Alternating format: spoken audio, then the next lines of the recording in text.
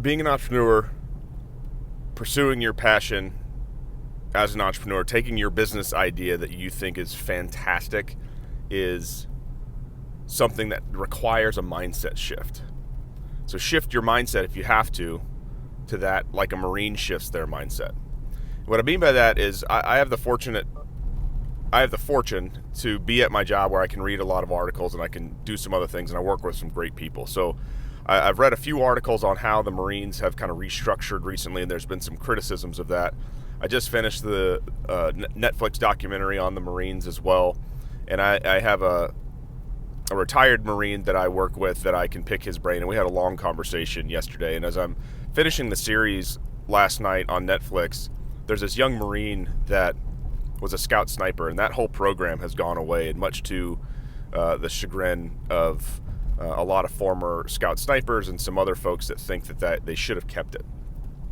And so I had a long conversation with my coworker about this topic yesterday as well. And the thing is the Marines, some will call it brainwashing, but at the end of the day, they get into a mode where everything is about the honor of the Marines, of closing and killing the enemy. And everything is dedicated to that specific fact. And you have to have a certain type of mindset to do there, to get that done. The thing is if we're going to, any idea you may have there may not be enough customers out there. So if you go along any traditional path of setting up a business plan, doing those types of things, you may not get to a point where somebody traditionally will say, well, there's not enough market demand for it.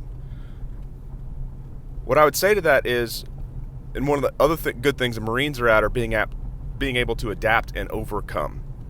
And so you may not make millions and millions of dollars with your idea, but can it give you the lifestyle you want? That's one question you got to ask. How passionate are you about it? And can you shift it in such a way that maybe you can find and force some of the demand? Maybe it's not that there's not demand in the traditional sense, but if you have a different marketing delivery vehicle or something that is out there that will bring that, or if you have the patience to keep doing that over and over again without expecting a great result right off the bat, and that you're willing to work for 2 years to make that happen, to give you the lifestyle that you want, but to serve the people that you want. Sometimes it's just finding that audience. And depending on how you structure your offer, depending on how you do your marketing, it may take only 1,000 super fans, 1,000 people who are geared up with that.